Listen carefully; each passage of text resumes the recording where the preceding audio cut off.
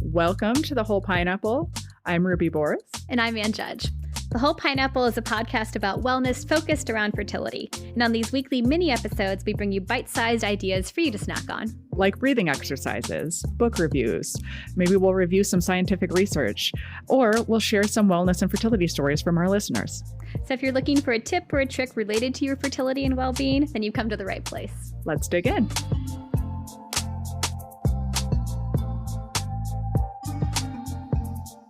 Welcome back to the Whole Pineapple Snack Edition. We are here for another educational Ann and Ruby snack. How are you doing, Ruby? I'm doing well.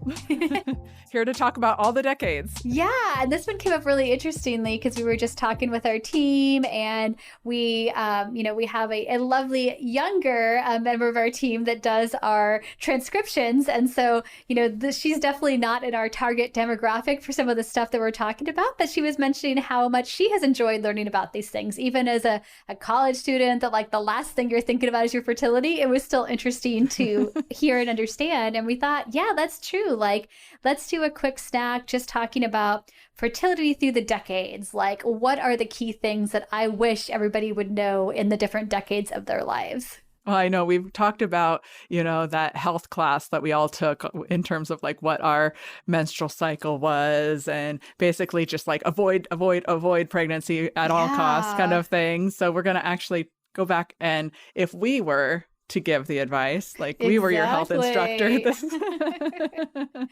Yeah. So I made a little list, and Ruby's going to wing it. So this will be good because I have my list, and Ruby will see if she agrees, if she has something different that she would want to say. It's always dangerous when I wing things. All right. Do you want me to start then?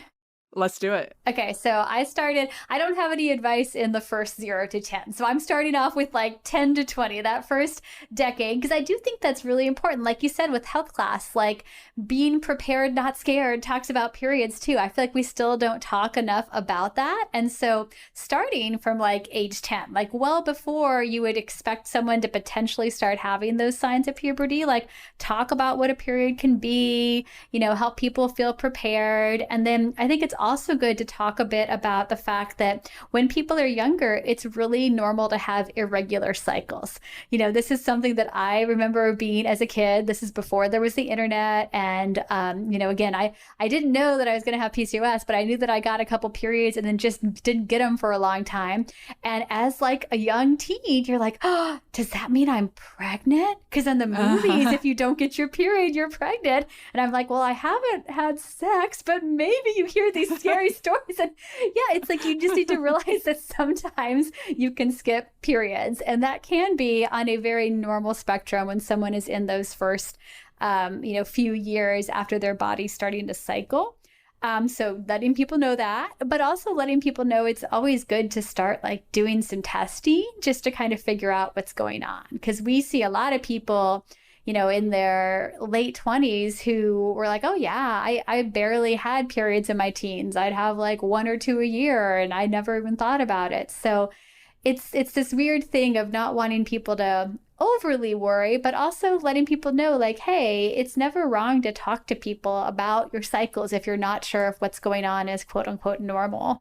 Yeah. And, menses is starting as early, as like 9 for some people. So it's one of those things that we really should be starting to have the conversation early on with what to expect and what that means for your body and what's normal. The other thing I think of is pain too. Like, what's the normal level of pain? Like, are you supposed to be staying home from school because you're having such bad cramps that you can't function, or you can't, participate in your sports and things like that? And so all those things are good things to talk about with your primary care provider at that stage, because it's very possible they might not be normal.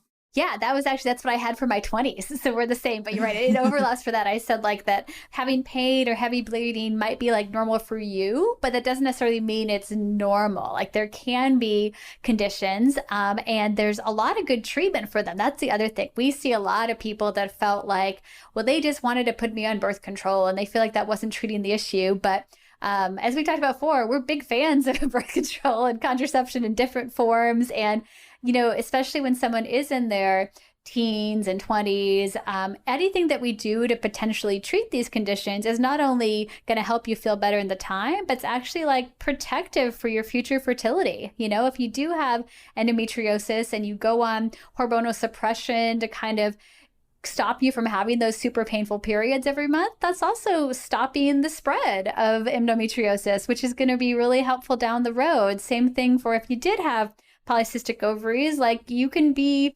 helping that by not letting your body go a super long time between periods and then having a really heavy bad one. So these things are not just about managing your symptoms. It's super important for the symptoms, but it's also a really good thing you can do for your future fertility self if you end up wanting to try and have kids in the future. Yeah, I think what's frustrating is in healthcare these days, you know, as we've talked about, providers don't get a lot of time to do the whole discussion for like why I'm recommending this treatment and why it's both addressing your symptoms and like potentially protective in certain cases.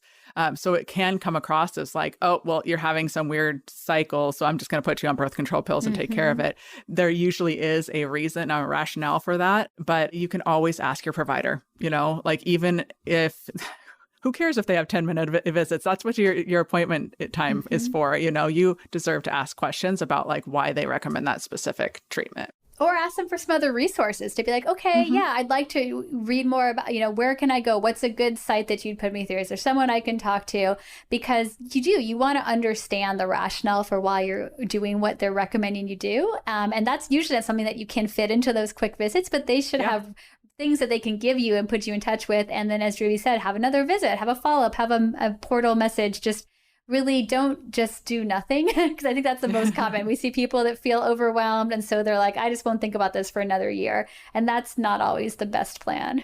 I also put 20s, maybe be an egg donor. So, hey, if you're in that window and like, you know, you've been listening to this podcast, you're into fertility stuff, the thing that I think is interesting, we're not doing in our clinic, but I have seen articles about other places that are trying to have more of this like pay it forward kind of thing, where they have some programs where patients can, if they're in their 20s, you could be a donor and also freeze some for yourself for future use as kind of this cost sharing. So that the idea is, hey, if I ever needed eggs in the future, I'd have my own, but instead of having to shell out for the $10,000 right now, like I'm going to do it as part of a cycle where I also help out other people. So obviously egg donation is not for everybody, but you know, I think it's something that a lot of people don't always consider, and it can be a really fulfilling thing for a lot of people to do. So if you're interested enough in fertility to listen to this podcast, it's something else to consider. Yeah, for sure. And I would say like with both teens and 20s, because I am a lifestyle medicine provider, it's never too early to start thinking about your just whole body health. So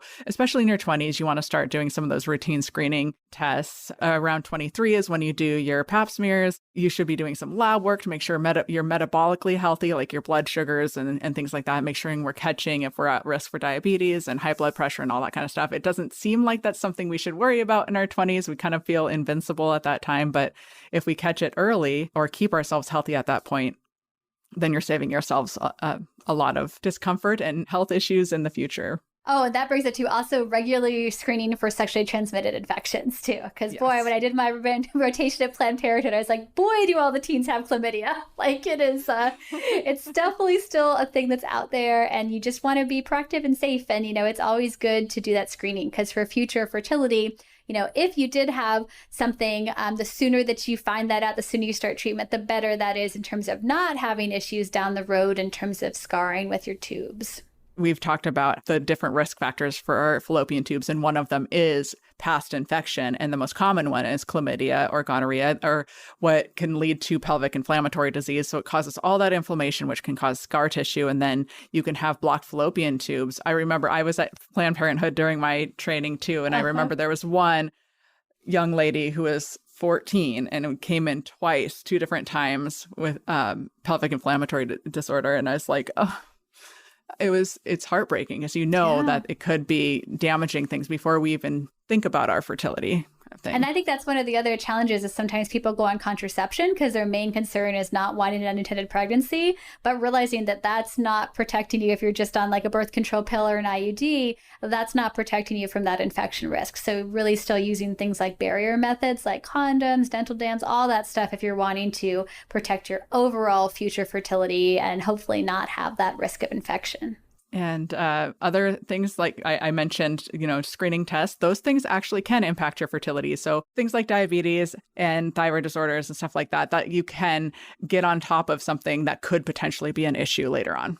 Totally. Yes. We'd always rather have somebody be working on all this lifestyle stuff before the time that they wanted to be pregnant a year ago, because all of this is going to take time. And so the younger you are when you start behavior change and lifestyle, the better it's going to actually become a sustainable pattern for you by the time you're ready to actually try and get pregnant.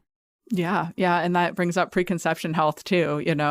Before you want to get pregnant, it's always good to be in a good place just in your general health before you even come to the place where you want to start attempting for pregnancy. So then when I get to 30s, I really don't have much to add because I feel like that is this entire podcast. All the things this is like our main demographic is people in their 30s.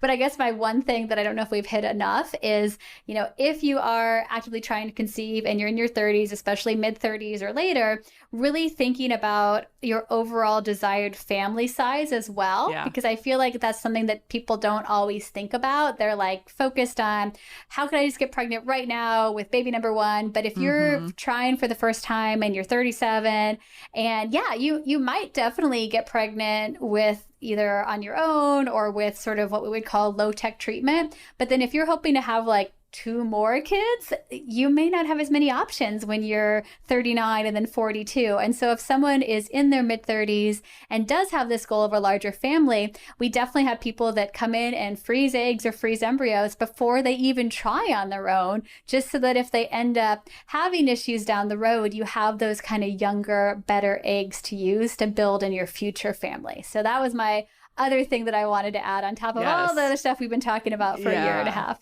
So important. And that's one of the questions I ask people, especially for like egg freezing cycles, when they're coming in to see if they want to freeze their eggs. One of the questions I ask is like, well, ideally in the perfect scenario, what would you want your family to look like? You might not know the answer, right now, but like, do you have a general sense for like how many children you want, what do you want that to look like?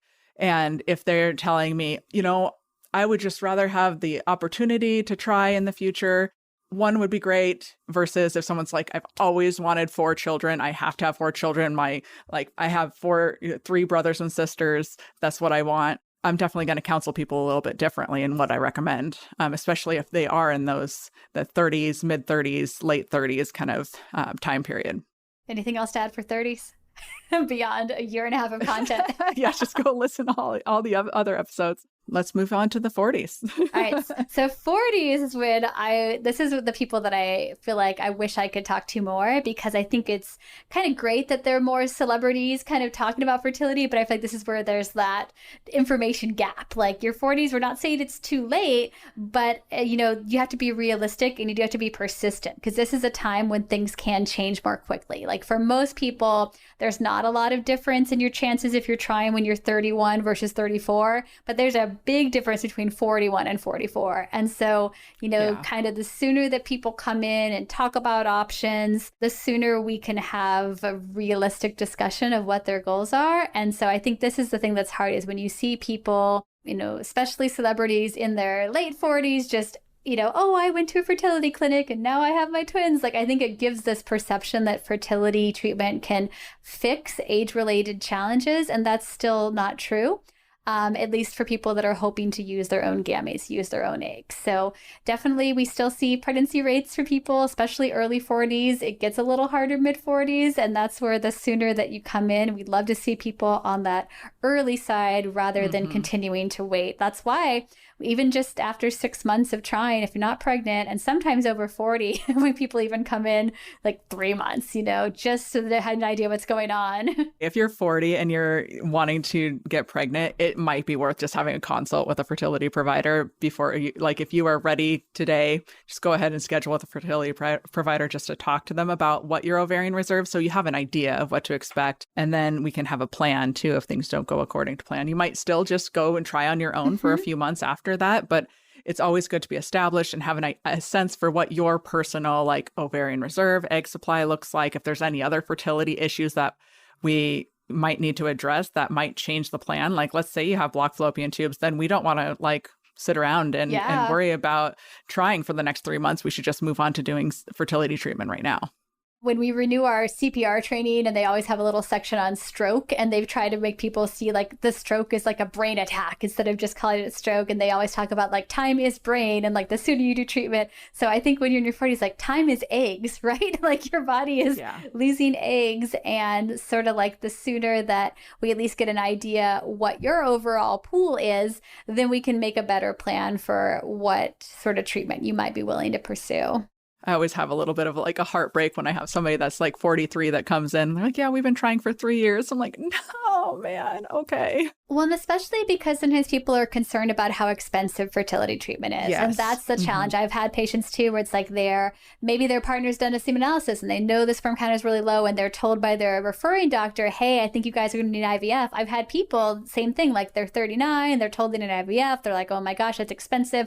Let's save up money first. And then they save and they come in at 41, 42, and you're like, oh my gosh, like overall success rates would have been so much better a couple of years. And there are loan programs, there are financing, there are ways to, if you have to do fertility treatment, because age is such a significant factor in your success, you'd rather do it sooner, even if you have to then, work a little harder to pay for it. We can save up the money for treatment, but we can't get back the quality and the changes in numbers that extra delay can make for people if they are already into their later 30s. You're not automatically going to have to go into IVF if you see a fertility provider. Like that's another fear, is like, well, they're just going to tell me I need IVF. And like, I don't want to do that. So I'm not going to see them. We can actually talk about a lot of different options and help, guide you in making the decision that's right for you. Everyone's an individual. We're not going to push something on people unless that is like what we recommend. And just at least knowing what you're working with. That's the thing. Like then you can have a realistic for you discussion about like what options are ethically, financially okay for you. All the things. There are things that we can do in every different category of treatment. And it's always better, I think, to at least kind of know what you're working with and feel like you made an informed choice instead of just kind of doing nothing as its own choice, choosing not to even figure out what's going on is also a choice. And I've had many patients that I see when they come in later who really regret having made that choice to wait for a long period of time. I think information is always going to make you at least feel like you really made a decision instead of just letting circumstances happen to you. And that might just be because we like to talk, Anne, and we like to just like counsel people on fertility. So maybe they're like, sure, come in, we'll talk. Well, it's true. And especially the cost of a talking visit is really not all that much to at least talk to someone that really can explain your specific circumstances, which is very hard to do if you're just using Dr. Google. You can go down a lot of incorrect pathways. Yeah, it helps to have your individual data and somebody that's interpreting that as like a whole picture scenario. All right, so now we're on to the 50s. So 50s, I want to, again, pregnancy very, very possible if you're using donor egg. And that's the part that a lot of people are not talking so much about, but very unlikely with your own egg. So just like we're talking about celebrities, like we see a lot more people in their 50s, but that doesn't mean that they are necessarily having an easy path to pregnancy. But donor egg can be a great option. It is such a rewarding way for many people to build their family. And so it's sometimes nice for people to realize that they have more time than they think if they're open to the idea of donor gametes. If someone is overall healthy, then often we have people carry pregnancy. We'd still like it to be before early 50s. Average age of menopause is around age 51, 52. So we really would like people to complete their pregnancy journey before that point. But if someone was, say, going to use donor egg and have a surrogate carry the pregnancy, then we let people do treatment up to age 55 because then we're not worried about that risk. So there are a lot of options that are out there, but they're often not the options people initially first think of. And we've had a couple episodes on menopause too, so that we have a back catalog for that kind of stuff yeah, too. That's my next sentence. I wrote, yay, menopause. Anne likes to talk about menopause too. I do. I like that in the Gen but you are more than your reproductive parts. And so when you are postmenopausal, that doesn't mean that all these other things we've talked about in terms of sexual health and wellness, like all that stuff is you don't still stop being a person because your ovaries really important. Are there. Yeah. So you should expect more from your care providers. I think teens should expect more, and I think menopausal people should expect more. A lot of health plans do now have specialists. I just got a message from ours that they now consult with one of these companies that does like special menopause counseling, and I like flagged for future use. I was like, excellent. Nice. So yeah, don't be scared to talk about options. Just like in your teens, you can talk about options to manage symptoms. There are a lot of options to manage the symptoms that go along with menopause. And yeah, you can go back and listen to our earlier ones in terms of sort of the challenges with how studies were initially interpreted that made people really scared of the idea of people being on hormonal treatment. And now we know a lot more, and there are a lot of really reasonable ways that we can manage these symptoms. So it's always better to talk about them and kind of get an idea of what you could be doing. And just like everything else, make that decision that works for you. Like no one's saying you're going to have to start any kind of treatment, but if you're having some symptoms, at least go in and talk about them. And then they can tell you, hey, here's some things from the lifestyle to the actual being on, extra estrogen, progesterone, that kind of stuff. Like then you can make that informed choice. Yeah. And, this mostly we're talking about people with ovaries and uteruses this episode, but any of the stuff in terms of lifestyle and wellness that applies, of course, and especially when it comes to talking about your provider. I would love it if people with sperm would talk about their family plans or what their ideal family building scenario is with their primary care provider earlier on, because same thing, there are certain things that we can catch early on, discussions that you can have. There are some misconceptions sometimes that get put out there. Luckily, we don't see the thing with the testosterone anymore, where people are on testosterone and don't realize it impacts their fertility. I don't see it nearly as much as I used to. You still see it, though. There was a study, I'm not going to remember the exact numbers, but they were looking at urologists. So doctors you think would know better. And it was still like almost a quarter were putting patients on testosterone. And that was done in 2014. And we're like, oh, I'm sure it's better. And then they updated it and it's the same. It's the same. So no, I think people still don't quite know it as well. And talking with your provider, if you're noticing like erectile dysfunction too, Ruby has talked about this all the time, how that's a marker of cardiovascular health. So don't just go buy pills on the internet and assume that's fine. Like talk to somebody about it, because it can be a sign of challenges in other systems of your body as well. Yep, you're more than your parts. That's the theme, theme for today's episode. Yeah. I think we covered most everything. Pretty much. I know I went for 60 plus, mostly just because I recently, when I was making this list, had seen the Barbie movie, which I greatly enjoyed.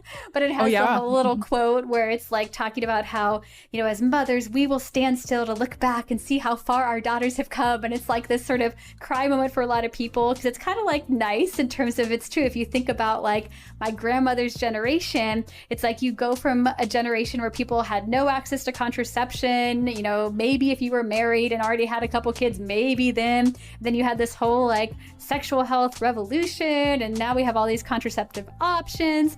But now we're also in this time where suddenly we're having reproductive choices being like taken away from us. And so I do think even as you get beyond your personal reproductive years, it's not a time that you can just like go quiet about it, because these are still situations where access continues to change. And I think people have to be really vocal about what they have been through and the challenges that were there, because memory is short in terms of the human lifespan. And so I do think even once you're no longer in those conception years for yourself, like continuing to follow what's going on politically and health access, and continuing to speak up about what might have been a challenge a generation ago, that's the only way that the new generation is going to really understand, how important these issues are. Where we've come from, where we've been. That's it. We got all the decades. And you can still get chlamydia when you're older, so still use barrier methods or protect yourself from STDs, STIs. That's a cheery thought to end on. Everybody can have chlamydia. So yes, from all the generations. Across the board, you can always get chlamydia, so always protect yourself. You are more than your parts, but you should still protect your parts. How's that sound? That is the title for the episode. Thanks for joining us for this week's episode of the Whole Pineapple Podcast. We hope it was helpful. If you know someone who could benefit from hearing the podcast, we hope you'll share it with them. And don't forget to subscribe, rate, and review The Whole Pineapple on your favorite podcast app. Every rating and review makes us easier to find. This podcast is sponsored by Seattle Reproductive Medicine and is produced by Audiotocracy Podcast Production. We'll see you next time. Have a delicious week.